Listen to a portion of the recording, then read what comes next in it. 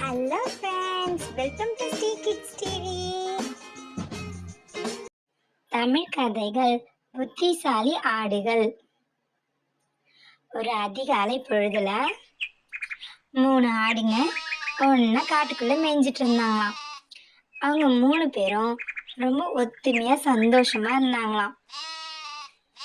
ஒரு நாள் சிகப்பு ஆடு சொல்லிச்சான், நண்பர்களே, அங்க ஒரு பாலம் இருக்கே, அந்த பாலத்தை தாண்டி போனா நல்ல செழிப்பான ஒரு ஆறு இருக்கான்.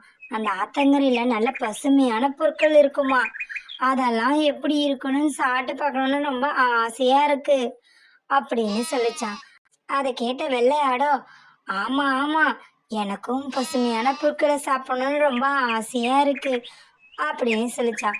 உடனே பெரிய வெள்ளையாடு சொல்லிச்சான், ஆமா ஆமா, அந்த பாலம் தானே, அதுக்கு பக்கத்துல ஒரு நரி இருக்குது. அந்த நரி அந்த பாலத்தை காத்துட்டு இருக்கு. அந்த பேராசை பிடிச்ச நரி அங்க யாரெல்லாம் போறாங்களோ அவங்க எல்லாரையும் சாப்பிட்டுடும், தெரியும்ல அப்படின்னு சொல்லிச்சான். அதை கேட்ட 2 ஆடுகளும், ஆமால, ஐயோயோ, நம்மளுக்குலாம் அந்த ஆத்தங்கரை வேணாம் அப்படின்னு சொன்னாங்களாம். உடனே பெரிய வெள்ளையாடு சொல்லிச்சான், என்கிட்ட ஒரு யோசனை இருக்கு, அதை நம்ம செஞ்சா நம்ம ஈஸியா பாலத்தை கடந்துடலாம், வாங்க அப்படின்னு கூப்பிட்டுட்டு போச்சான். முதல்ல சிகப்பு வெள்ளையாடு போச்சான். நரிய பார்த்துதான் 2 வெள்ளையாடுகளும் பக்கத்துல இந்த புதர்ல மறைஞ்சிட்டு இருந்தாங்களாம். காலையிலே நல்ல உணவு வந்துடுச்சு அப்படின்னு நரி சொல்லிச்சான். அதை கேட்ட செம்மறியாடோ, நானே குட்டியாடு, நானா நல்ல உணவு அப்படின்னு சொல்லிச்சான். என்ன பண்றது, இருக்கிறத வச்சு சந்தோஷப்பட்டுக்கணும் அப்படின்னு நரி சொல்லிச்சான். அதை கேட்ட குட்டியாடு, நீங்க இப்ப என்ன விட்டீங்கன்னா எனக்கு அடுத்து பின்னாடி நல்லா கொழுத்த பெரிய வெள்ளையாடு ஒண்ணு வரும், அதை நீங்க சாப்பிட்டு சந்தோஷமா இருக்கலாம் அப்படின்னு சொல்லிச்சான். பேராசை பிடிச்ச நரியும், ஆஹா, கொழுத்த ஆடா, நல்ல சுவையா இருக்குமே, சரி நீ போனி இந்த சிகப்பு ஆட்டை விட்டுடுச்சா. சிகப்பு ஆடும் கடகடன்னு அந்த பாலத்தை கடந்து அந்த பக்கம் இருக்கிற ஆத்தங்கரைக்கு ஓடி போயிடுச்சான். அதுக்கப்புறமா 2 ஆட்டுல குட்டி வெள்ளையாடு அங்க வந்துதான்.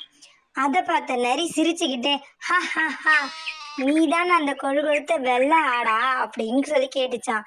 அதை கேட்ட ஆடு, என்ன பார்த்தா உங்களுக்கு அப்படியா தெரியுது, நானே சொங்கி போய் எப்படி இருக்கேன், எனக்கு பின்னாடிதான் அந்த வெள்ளையாடு வருது, இப்ப என்ன நீங்க அந்த ஆத்தங்கரைக்கு அனுப்புனாதான் அந்த வெள்ளையாடு வரும், இப்ப நான் அந்த ஆத்தங்கரைக்கு போகவா அப்படின்னு கேட்டுச்சான். சரி, பாலத்தை கடந்துக்கோன்னு நரியும் சொல்லிடுச்சான். அதுக்கப்புறம் வெள்ளையாடும் அந்த பாலத்தை கடந்து அழகா அந்த பக்கம் போய் தன் நண்பனான சிகப்பு ஆடு கூட சேர்ந்துக்குச்சான். அடுத்தது 3வது பெரிய வெள்ளையாடு வந்துதான். அதை பார்த்து நரிக்கு ரொம்ப சந்தோஷமா, ஆமா, இது நல்ல கொழுத்த ஆடு, நல்ல பெருசா சுவையா இருக்கும் போலயே அப்படின்னு அதை ரசிச்சு பார்த்துட்டு இருந்தான். வெள்ளையாடோ விறுவிறுன்னு ஓடி போய் நிறைய ஒரு முட்டிடுச்சான், தண்ணியில விழுந்துருச்சான். உடனே வெள்ளையாடு விறுவிறு பாலத்து மேல ஏறி அதோட நண்பர்கள் கூட ஓடி போயிடுச்சான். 3 ஆடுங்களும் சந்தோஷமா அந்த ஆத்தங்கரையில புல்கள் மேய்ஞ்சிட்டு இருந்தாங்களாம்.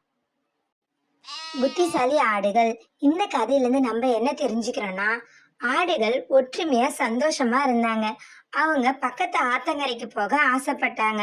ஆனா அதுக்கு தடங்களா ஒரு நரி வரவும் அதுகிட்ட இருந்து தன்னோட புத்திசாலித்தனத்தை பயன்படுத்தி 3 ஆட்டுக்குட்டிகளும் அந்த பக்கம் ஈஸியா கடந்து போயிட்டாங்க.